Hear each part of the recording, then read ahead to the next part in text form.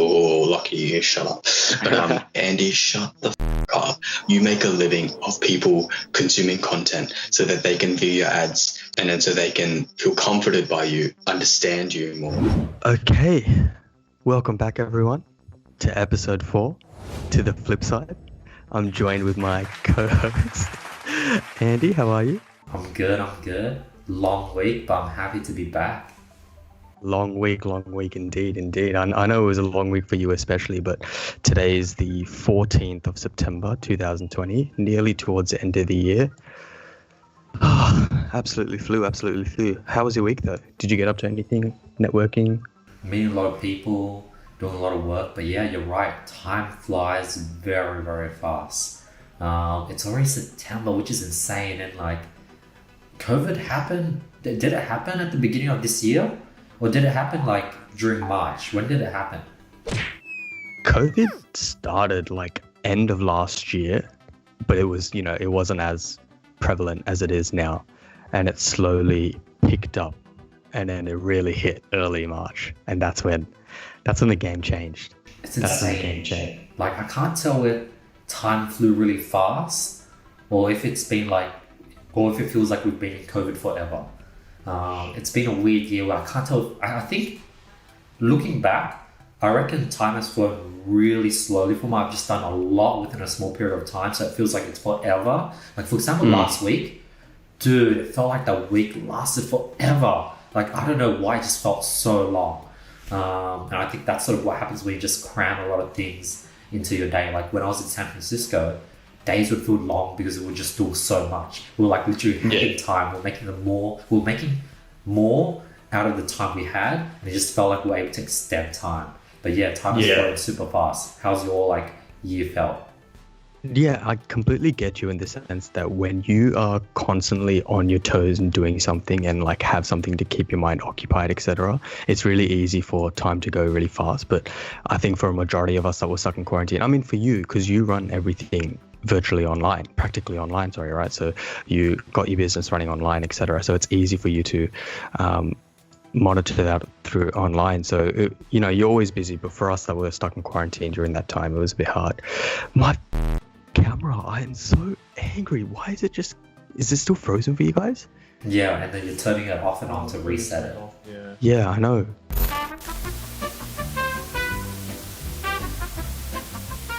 Like I was saying, it's just one of those things where time just flew for some people. Time really went slowly for other people, but it is what it is. We're now in September, close to the end of the year.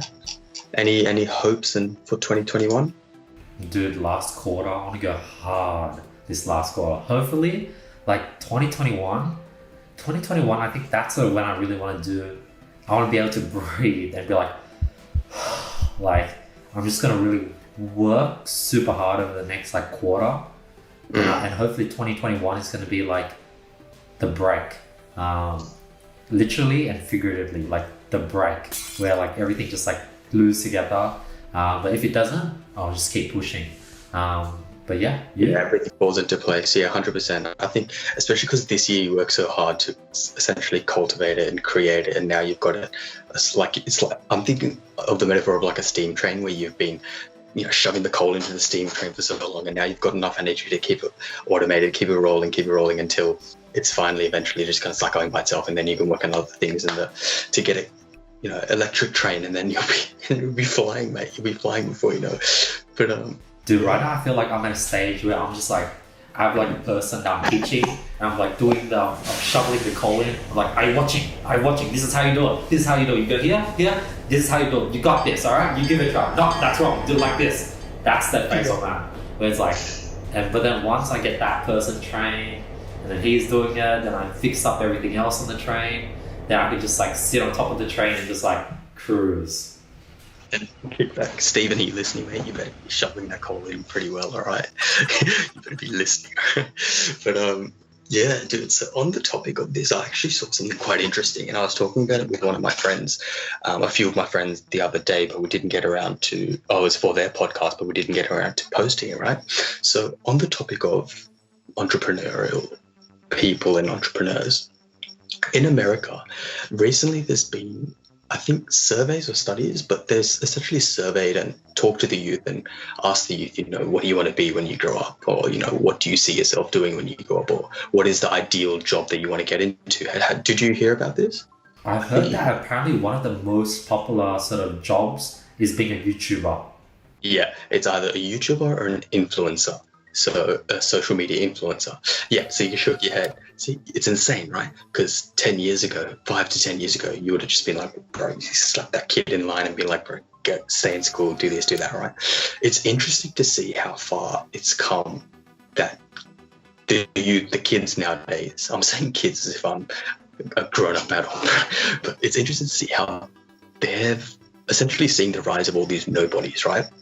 And now they want to be like the social media influencer of the next generation, right? So I guess, what do you think that means for the future, or like, what do you make of that? Because I think that's quite crazy. I think I don't know, like, I just don't think that kids should be aspiring to be a social media influencer, although I can, 100%, but then that's like saying, I don't think my kid should aspire to be an actor or a film writer or anything. Obviously it's that creative aspect of them coming out, but it's because when you think of social media influencers, you think of the influencers nowadays, your Kylie Jenners, your Logan Pauls, all these people, right? And like, I don't know, like, what do you make of it? Dude, apparently Gary Vaynerchuk said that within the next 10, 20, 30 years, every single person is going to be a micro influencer. Every single person is going to have 3,000 followers. That sort of ish makes sense. Like, if you look at it, like 10 years ago, everyone had like probably 50, 60, 70, 100 friends. Now everyone has 1,000 friends on Facebook, and that's like the bare minimum. Like, everyone just knows more and more people, and everyone's slowly becoming like their own micro influencer. But when it comes to like making a career out of it, I don't know. I think that's the dream job, just like how everyone wanted to be an actor, but it's just as hard. Like, becoming an influencer is just as hard as becoming an actor. And like, back 50 years ago, 60 years ago, everyone dreamed, everyone wanted to be famous, everyone wanted to be a singer, actor, go on American Idol, but that didn't really like stuff up society. There was a lot of broken dreams, a lot of like people growing up and like finding that, okay, I'm not going to be a singer, I'm going to get a job. I think the same thing's going to happen. Yeah, I didn't think of it that way, in the sense that you have these reality TV programs or these talent shows where people would essentially go on and aspire to be the next whoever, the biggest singer was. But I think the point that the way that I interpreted that was that kids these days, because, I don't know if you saw, like a couple of months ago, Jake Paul was like, he was releasing some course similar to the great Andy Mai. He released a course like, he's like, I didn't succeed in school, I didn't do this, buy my course and you'll be amazing. And when you market that product to they're essentially vulnerable in their minds, right? Because they're growing up, and when you grow up with everything around you, you're quick to grab onto it, you're quick to believe it, you're quick to want to latch onto it. And I think that's just negative, because it just builds up a false image inside of these kids where they think, I'll just be the next Jake Paul. Why do I need to go to school? Why do I need to study? He told me he can sell this program to me. I'll buy the program and I'll be the next Jake Paul. I think if it's to a point where it affects the kid's mindset or the youth's mindset at a young age and deters them from, finishing school and getting a decent like a minimum education, I think that's where the problems definitely start. I think definitely what I was going to say was things like this always existed, like things like those ads on TV talking about get a book or some course, or you go through news, there's always been these ads. But you're right, how the reason why it's bad, it's because Jake Paul can reach so many people, whereas back then, before the internet, you couldn't reach so many people in one go. So right now people are given the power of social media to spread something that's false. So I do see how it's more amplified, but just like how that's amplified, all the good in the world is amplified. All the good courses, the people that are trying to help people, that's amplified at the same time. So I reckon all these stuff always existed, but this transitions into the topic of like, what's your thoughts on this? So over the last week, Christian, the world has gone dark for you. Like Donald Trump has won. There's all these people taking advantage of JobKeeper schemes. There's like all these people trying to find ways to cheat the tax system. There's people like Jake Paul. There are people like Donald Trump saying random shit, and you're like, the world is shit, and like everything is shit in your world. Let's break that down, Christian. Just hate this world, eh? Let's break that down. I don't hate people. I don't hate the world. It's just there's a lot that's wrong with this world right now that you can essentially look at and think, like, where are we going? What direction are we going in? Where do we see ourselves? I mean, obviously, there's always these revolutions that would have happened way back when: industrial revolution, electrical revolution, internet age. We're in the information communication age. I don't know what we're in right now. Right? There's always been this revolution. I'm not saying, I don't even know if we're in a revolution right now, but like, there's just so many problems. You think that's so far into human evolution with racism, that one of the biggest things in the world is still pertinent. It's still everywhere you go. And if you think that racism isn't anywhere, like if you think that racism doesn't exist in certain areas, you're wrong. Like you're 100% And do you think wrong. the ratio of those negative things you just mentioned, I don't know, let's say in the world, 20% of the world is like what you say it is. Has it increased or decreased over the last 100 years, you reckon? The ratio. So yes, if there's more, but you also have to take in the increase of good. So like ratio, not by volume. Yes, the volume increased because of the internet, but then the volume of good has also increased. What's your thoughts on the ratio? Yeah, so the ratio will always adjust itself based on whatever's happening. I think the ratio right now, like with the age of the internet, with the age of technology, I think the ratio is far, like the good far outweighs the negative, in the sense that we are so much more advanced and so much more blessed to be in the position that we are today than we would be X amount of years ago, right? And then how did that come to be? Like, how did we just become better?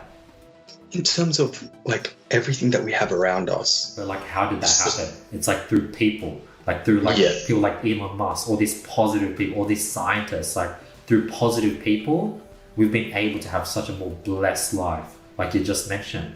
And then obviously through negative people, we have like fake news and like, racism. But then like this amazing lifestyle is due to all these unnamed positive people. Yeah, definitely. I think it's all perspective. Everything's, no matter what you think of it, everything comes down to perspective at the end of the day, right? And it's like, no matter what way you look at it, I mean, I'm obviously heavily focused on the negatives right now, but you're right. Like when you take a step back and focus on the bigger picture as to what's going on, it's not as bad. It's just like, it's just interesting to see, isn't it? It's just interesting because like you'd hope for a day when there's like change. Like I'm just speaking from a point of racism. I'm just taking that out of a bucket full of bad things, right? Because that in itself has been like hundreds of years down the line, and it's still going on today. Do you think the ratio has increased or decreased? The level of it's racism? Definitely decreased. 100% decrease. 100% decrease in that small And period. are you happy that it's decreasing, or do you just want it to go to zero? And the fact that it's not going to zero, you're pissed. I think everyone wants it to go as close to zero as it possibly can, but I don't think it ever. I don't know. I don't think it's hard to say. I don't think it ever will, but it's hard to see it come to a point where it won't be zero. Because how do you? That's decreasing. Yeah, it's definitely decreased a lot. But like, okay, for example, how do you eradicate something that was so ingrained into our past, and then slowly trickle down the generation and down the line to where we are today? How do you get rid of time and also education of the youth? Back what I was saying, right? Okay, so when you have issues, just take it, issues that have been pertinent in the past and slowly just eventually getting less and less and less and less, but it's still coming down the generational tree. It's still coming down the grapevine, etc. Right? How do you get rid of it? How would you think about eradicating it? I think time, because I feel like the flywheel effect sort of kicks in, where like if 90% of people aren't racist, and the 10% of people that are racist, those 10% will start feeling out of place. Yeah. And then the next generation will be like 91% of people not racist and 9% of people who are racist. And that minority gets smaller and smaller. And when you become a minority, you sort of start getting phased out. And obviously you can accelerate the growth with campaigns, education, and sort of do more on top of what we're currently doing already. But like, I think pushing something that doesn't want to be pushed is so much harder than just giving it time. But at the same time, sometimes if your ambition is like really big, you need to be pushing it. For example, like all my goals, like for example, I want to help 1,000 students. I want to create 1,000 success stories. Now I know that if I just make a YouTube video every day, jump on mastermind calls, help my students, I could probably hit that goal easy in 5 years. But I'm going to really push myself to my limits, like put in like literally 150% and have that extra 50% only yield an extra 10% in actual results, because it's sort of inefficient. But I'm able to, if I can push that 5 years down to 3 years or 2.5, it will require so much more effort. It will require, I'm cutting the time in half, but I'm going to have to push myself 4 times as much. But it's going to be worth it to me, because I know that if I can do that, then I'll be able to achieve my next goal, rather than, let's say I want to become a billionaire by 35. If I go ahead and take 2.5 years instead of 5 years, I'll be able to hit a billion by 25 instead of 35, because the effects get compounded over time. And that's why I'm pushing it so hard. But same with the racism thing. Yes, you can sort of push it and do all these campaigns, but nothing is going to have a bigger as an effect as time. What's your thoughts? Yeah, no, definitely. I think when you put it in that sense, I mean, you can apply that logic to a lot of different things, right? Like you can say, we always go back to it, but Elon Musk, electrical cars and space exploration, time definitely would have brought those technologies and different things around to us, God knows how long. But when you push and advocate it and really try and make the most of it, obviously it'll come to fruition a lot earlier. But in saying that, with a lot of these issues, I think that, especially with social media nowadays, with these platforms of TikTok and Instagram and everything, it's so easy for opinions to be shared, vocalized, and spread. Like, it's so easy to become influenced from it, hence what I feel like, influencer. I feel like, you know how we talk about the algorithm is so strong, where if you start looking at right-wing stuff, you just get into a bunch of right-wing content on your Facebook, and you just get surrounded by all this right-wing content. Based on like the topics that you talk about or the issues you bring up, Krishn, maybe you're like due to the algorithm, literally when you go on Instagram and Facebook, all you see is like shitty things and issues. What's your thoughts on that? Is that true? Like, what's your feed like? For me, no. My YouTube feed is literally all like stupid stuff. Like, okay, cool. UK YouTubers. I don't watch many American YouTubers, and then I watch a lot of soccer and stuff and football. So my Instagram feed is literally just all football content and just stupid memes, right? Like, it's just dumb. And, you know, Instagram released Reels. I didn't have TikTok before, but Reels, oh my God. I'm hooked. Exactly. It's good. It's going to take over TikTok. Like, it's so good. Like, I think the first 1 or 2 days it will suck, but then the algorithm caught on and it knows what I like. That's the thing. Like, literally, you said it exactly. 1 to 2 days is all it took for the Instagram algorithm to kick off. And do you remember the first time Instagram released stories? Yes. Dude, how many years ago was this? Everyone was shy as well. Yeah, everyone was shy, and it was so weird because, okay, when you thought of Instagram back then, you think of your favorite celebrities sharing the pictures, and you can connect with them a lot easier, right? People would have them on Snapchat, and it was quite interesting. But then you'd have two separate platforms where you follow your celebrities on when they post photos of what they're doing versus what they do in their day-to-day life. Instagram capitalized on that so hard, saw exactly what Snapchat were doing. That was so, like, I don't think the foresight to do that, it's ruthless, because already you have these people looking at these celebrities or whoever you're looking at, you're looking at the photos they post. And if you have the same platform, you can view what they do on a day-to-day basis, bro, that's it. It's dead. Dude, I'm actually surprised. Close friends just killed Snapchat. Like, I'm actually surprised people still use Snapchat to this day. I think the only thing Snapchat have going for them is the instant photo messaging, where you share a photo with someone and it essentially disappears within.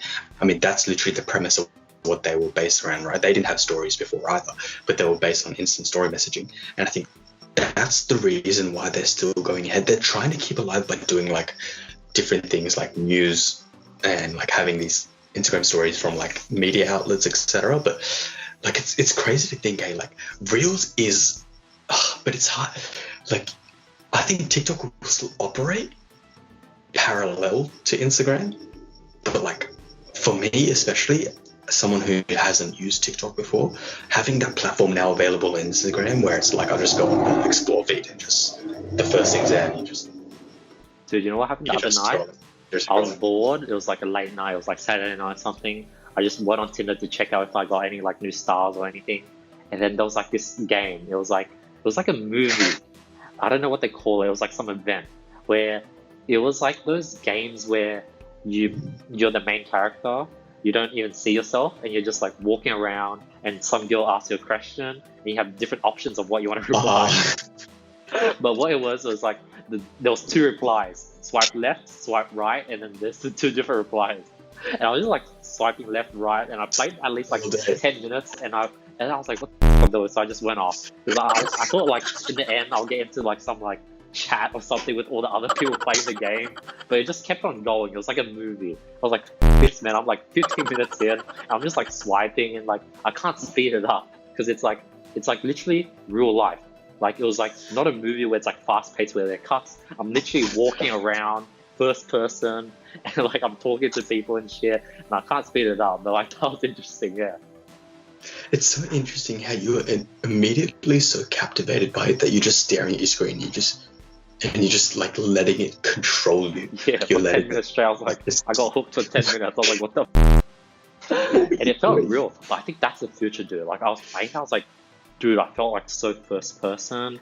I felt like I was talking to all these people. They're all actors, of course. And I was able to literally choose what I would say. But it's pretty smart, because I think what Tinder wanted to do with that was they wanted to like get people excited. Then this sort of like movie where they're the main character and they go to a party and then they're seeing all these girls, and that's going to get them to use Tinder and like get some matches and like try to get what happened in that movie to happen in real life.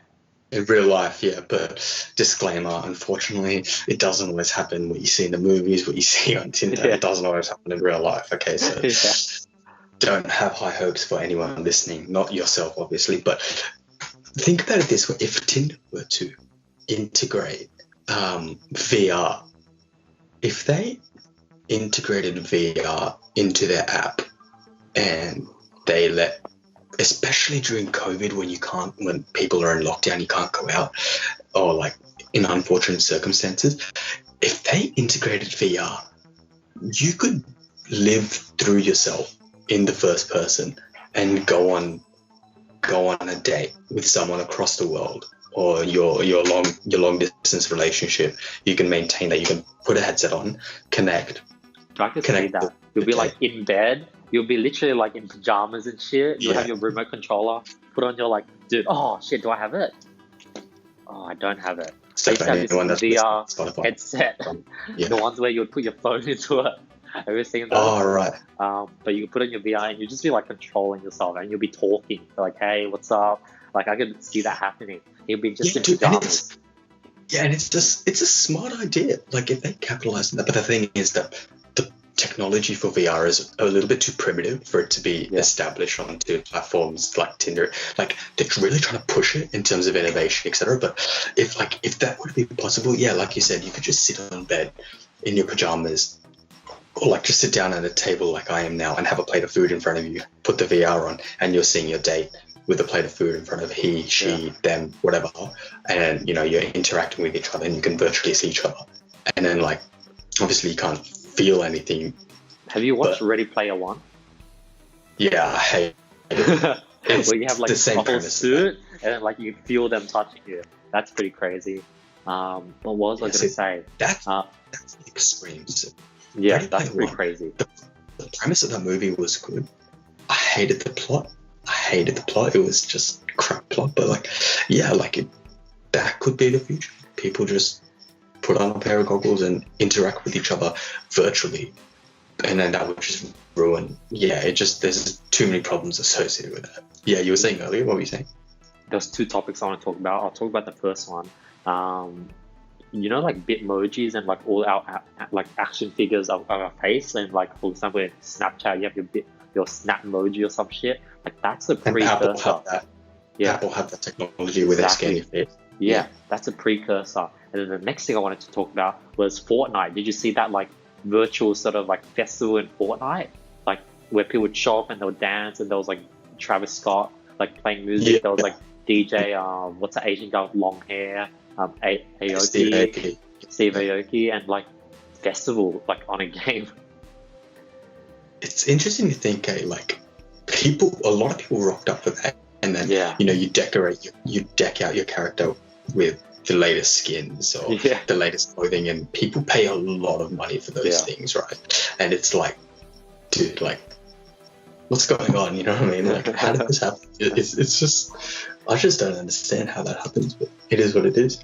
Yeah, dude. What I was going to talk about was your phone. iPhone has this sort of screen time app. I don't know if you have that on your phone. Here we go.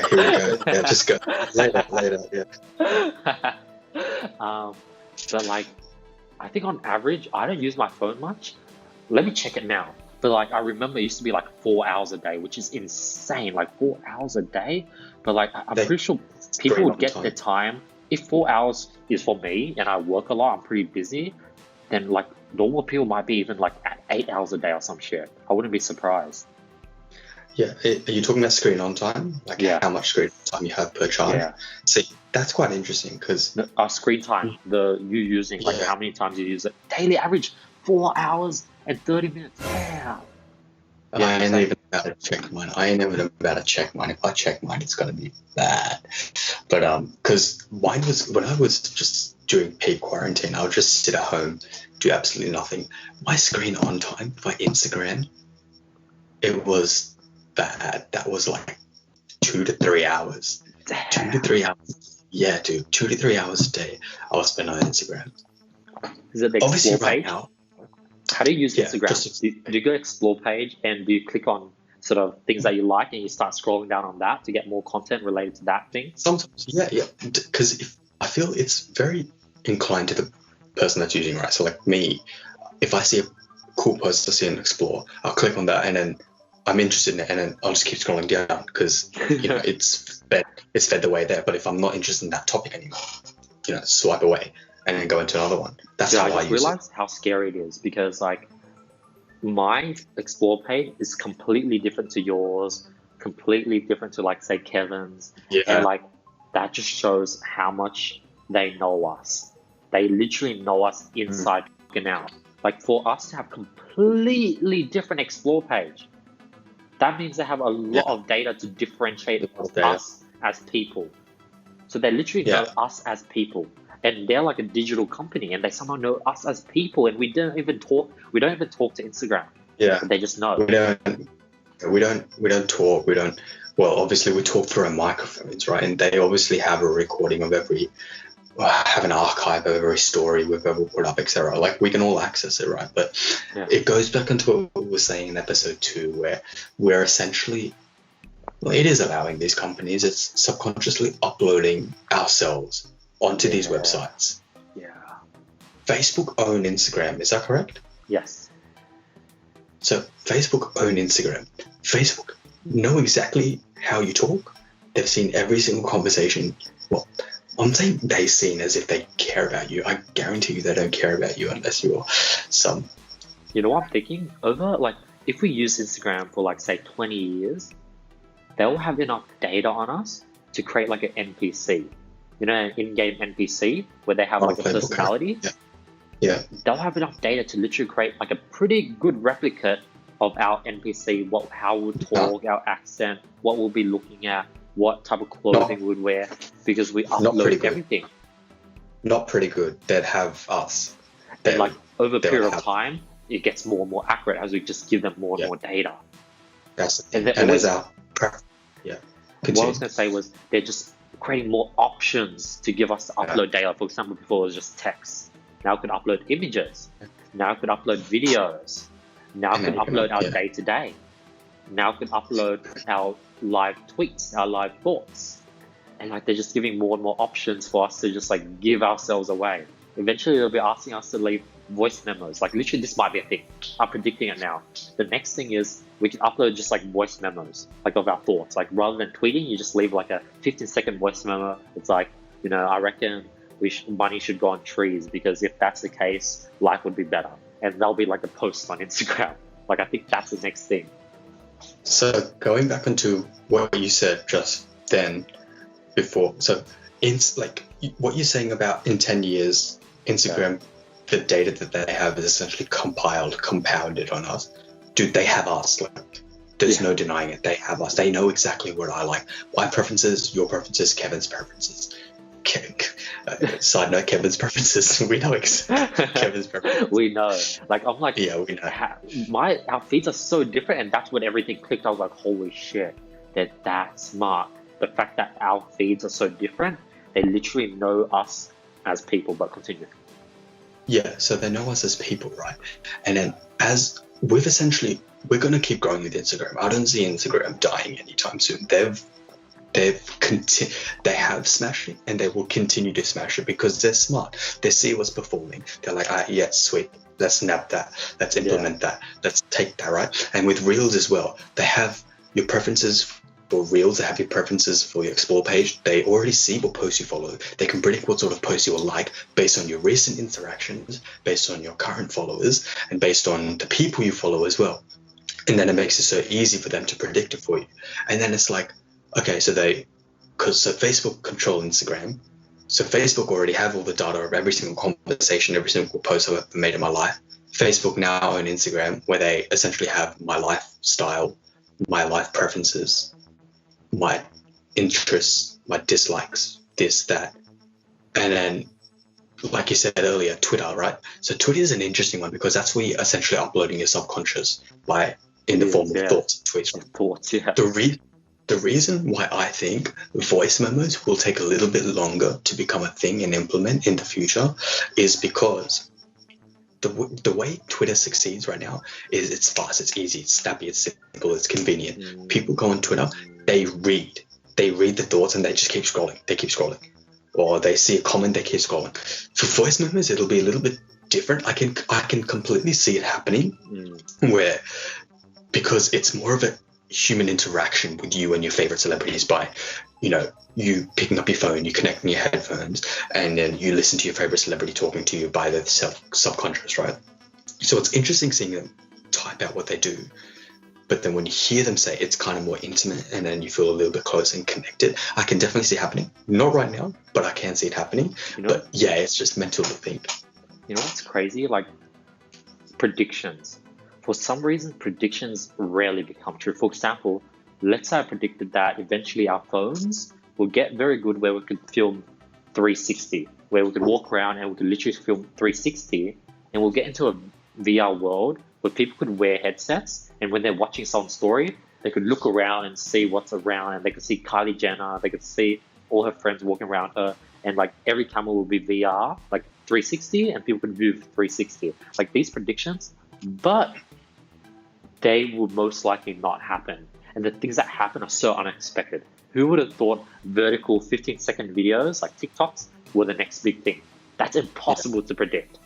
That's definitely possible, especially when VR has been in the game for a while. They've been in the game for a long time now, a lot longer than TikTok has been around. But yeah, dude, imagine chucking on your VR headset and then you following Kylie Jenner around for a day, or you following whoever you follow on Instagram. Like, dude, that'd be pretty sick. I'm not gonna lie. Like, I'd want to try that. Two things. Have you saw those videos where on your phone you would move around and it'll move with your phone? Yeah. That's one thing. And two, dude, I learned this like last year or something. But apparently there's this Twitch streamers that have these like cameras hooked up to them with like Wi-Fi and internet, and like they have a Wi-Fi box, and they literally walk around. They travel to Japan, and people literally just watch them and just like watch them for like 8 hours a day, just like of them walking around Japan, and they follow, like they watch these people stream what they're doing, walking around. So like what you said about following Kylie Jenner, some people do that like as a living on Twitch. It's insane. I've read about it, or I've seen it. I've seen one person, but like the setup that you need is pretty legit. Like you'd either need unlimited data, and then you'd need your camera, and then you need your Twitch account running, and then you need power all day. Dude, who's bothered to do that? Yeah, I think like they've literally like I question the exact same thing, but I think there's literally like a backpack that has all those things in one. But obviously right now it's too like hardcore, and eventually people can do the same thing just walking out with a phone. But yeah, that might be the future, because there's literally people that have time to just watch someone 8 hours a day. But then that brings me to the Wall-E sort of thing, where like literally people are going to evolve to a point where we just consume content all day long. Like, dude, we went from like consuming like 1-2 minute Facebook videos to 10-minute YouTube videos to 2-hour podcasts. That's normal. Yeah. People are consuming long form content. Now that's ironic because I want you guys to listen, but like it's insane how people literally just listen to things 2 hours at a time. People spend 8 hours on their phone just like consuming content. I think consumption, that's what's the next phase, when things become so optimized that people just have so much time in their hand. Like I really believe like what Jack Ma said is like eventually people are going to work 4 days a week because we just got that efficient. Yeah, 100%. I can 100% the workforce being automated to 4 days a week. And it's interesting that you say the content consumption, it's only going to increase, right? It is only going to increase. But it's interesting to see how we always say, a recurring theme in this podcast is our boys Elon Musk and Jeff Bezos, and 5 to 10 years ago.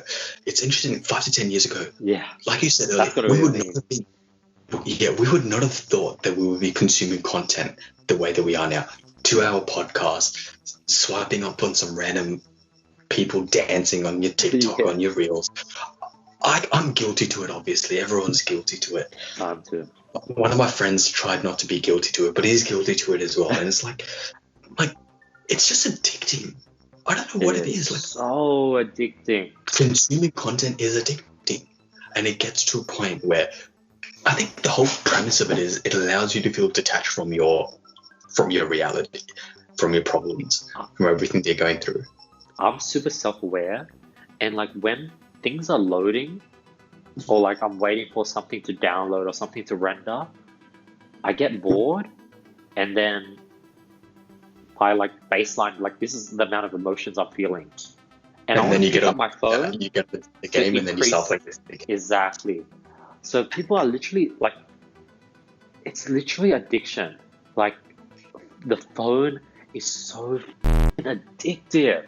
Like you're literally increasing your norm of dopamine. Like your receptors are literally fried. Everyone has to wake up and check their phone, because like when you wake up, you're already bored, you're reset at 0, and like 0 feels shit because you're always used to 10. And to maintain a level 10, you have to be constantly checking your notifications. Like sometimes I pick up my phone, I swipe down and look at notifications. Sometimes it's hard for me not to swipe down and see if I have any new notifications. The phone is so addictive, and like that's what I'm trying to do, like detox it. And when I detox it, I feel so much more happy. I think it's the same for everyone. I think no one can say that they don't have any notifications refreshed to check and see if they do, even though that they know that they probably won't. Or if you're popular, lucky you have notifications. Or lucky you, shut up. But yeah, dude, like it's just mental to think, especially. Okay, put it this way. Me throwing a little bit of a curveball at you. What would you say to the people who would listen to this and say, Andy, shut the fuck up. You make a living of people consuming content so that they can view your ads and then so they can feel comforted by you, understand you more, and then proceed to, learn about you and your course. What would you say to that? Like, obviously, because it is a day and age where everyone is a prophet about this. Everyone will profit from this. However they will, or maybe just consume it anyway. But yeah, what would you say? I think one, for me personally, when I content detox, I feel happier. So like for you, it might be different. Two, when I was first getting started and I didn't know anything, I required content, value, and knowledge to get me to a place where I was able to make money online and become successful. So content has helped me so much, and I use it as an aid. And that's why I try to give value every single content I want. Like I want to give value and comfort people. Not really comfort people, but make sure people learn something. But on the comfort level, sometimes you just feel like, I think when you're down, you could watch something that's funny and let it comfort you. But I think that's actually like a sort of crutch. So I think the better thing to do is literally just like do nothing and just really sit with your thoughts. Now that's very difficult, and like I think like I see Logan Paul and shit say stuff like, I want to help people. Like when I see someone say that every day their life is shit, but when they get home they get to watch Logan Paul vlogs and it makes them feel happy, and that's why I love to do what I'm doing. I'm like confident enough to say that if you have the will to, just stop watching my content, stop watching any content in general, because that's going to make you more happy. Because I feel like if I were to say, hey, watch my content because it will make you more happy and I'll be able to comfort you, you'll be able to learn things and sort of procrastinate happily. I think that's good. That's like keeping people sustained. Whereas like if you want people to thrive, they have to quit. But then keeping people sustained, that's also like a good deed as well, I guess. I don't know. What's your thoughts, Krishn? I think there's no real wrong answer or the wrong way of going about it, because like I said, everyone consumes content differently and for different purposes and reasons, and mine is literally just time kill and just kill my mind. Like I just want to get into a state where I'm just not conscious. When I consume content, I don't want to be conscious. You know what I mean? Like it takes no effort for you just to pick up your phone and scroll through it. That's a reason why I do it, right? But it's interesting because you said some people have it as a crutch, and it's different for everyone. Some people do. Like for me, I'd watch content as a crutch, because shit day, just go home, watch some YouTube, feel a little bit better, and it works. 100% works. Yeah. Like everyone has favorite YouTubers, favorite content creators that they can go home to after a crap day, a long day, sit down, listen to your favorite podcast, shout out, listen to whoever, read whatever, watch whatever, and it'll just make you feel better. You feel in a better mood immediately. And yeah, people use it as a crutch, and some people can be productive and use it for bigger and better things like yourself. But yeah, it's just one of those things where it's dependent and unique on each individual person. And like, it's modern society. Like if you are able to, I think especially the content that you put out is completely educational and everything. So, you can just say, I provide value no matter what happens, and people can learn from me. And I think that's something to hold your head up high about. And then the other way to see it is just see it like movies, where you create movies because you want to incite enjoyment. And then like you could literally just see all this in a perspective where we're just making movies, we're making content, we're making like long form movies, and people are literally view it as entertainment. And when you sort of have someone, they're a movie lover and they like going to movies, you don't really see movies as a crutch. It's sort of seen as an entertainment. So that's another way to view content as well. Yeah, definitely. I think what makes it scary is just the algorithm. That's sort of what makes it scary, where literally Facebook's goal, YouTube's goal is to increase your watch time. Yeah, and it's working. But I don't know. I wonder what the future holds, especially with the amount of content that we consume now. Imagine if the content just gets like injected in us somehow. I don't know. It'll be interesting. My bet right now is, this is my sort of prediction. Right now, the amount of content we have is actually not enough. So right now, let's say there's like literally terabytes or petabytes of content being uploaded every single minute. I reckon there's not enough content. I reckon the algorithm is already strong enough that literally, if there was enough content, we'll be stuck on YouTube for 8 hours a day. And as I'm saying this, I'm having a light bulb moment. Imagine TikTok or Instagram Reels bring those 15-second videos to 15 minutes. And you're just constantly watching one video after the next, and each next video is exactly relevant to exactly what you want and exactly to who you are. But right now, there isn't enough content. Like literally, you go through your home feed and there's a lot of shit that you don't want to click on because they just don't have enough content to give you. So I reckon we're actually in the freaking gold age of pushing out content, because in like 10, 30, 50, 60, 70 years, it's going to be so saturated. So when people say YouTube is saturated, I actually think it's highly undersaturated, because YouTube isn't able to create what TikTok is being able to create. Like TikTok, you're just stuck on it forever, and it's just a bunch of highly relevant stuff. That isn't happening on Google yet or YouTube yet, not because the algorithm is weaker, it's just because there's not enough content being produced. So I think eventually what we're performing on TikTok and Instagram Reels or Instagram Explore page is going to happen on YouTube. But like what we spend 15 seconds, we'll be spending 15 minutes after 15 minutes after 15 minutes. And that's when it gets really scary. That's interesting, especially because at the moment, I don't think it'll work, because TikTok and Instagram Reels thrive on is the attention span of its average content consumer. 15 to 30 seconds, finish, bang, move on. But it's actually really interesting, because when you finish, like YouTube tried it with like an autoplay, and they have the next suggestion that comes on. It is something similar to that, but it's more so that like when you're watching, like you're right, I actually, now that I'm thinking about it more, it's actually a good idea. Like when you're watching something. Where like YouTube, sometimes the content is shit that like it doesn't retain people, but then those videos get buried, and like eventually there's only like, to thrive on YouTube, you have to create like crazy 4-minute and 20-second David Dobrik vlogs where their retention is 100%. And like eventually people are just going to be so good at creating good content where like you'll just be stuck, and like the hook is so good, the recommendation for the next video is just another good video, and it just creates this viral. So I think what I'm predicting is actually going to take a long time, because not only do we need more content on YouTube, but we need more high quality content that is just so bang, bang, bang, bang, bang, that keeps people's retention high. So it's going to take a while. That just shows that YouTube is still like very early. Like if you want to be a YouTuber, now's the best time. It's funny how we've gone full circle. We started off the podcast saying the youth are potentially like, you know, being drawn into a false reality. Now we're saying be a YouTuber. It's crazy, isn't it? Because the world's continuously evolving. Everything is continuously changing.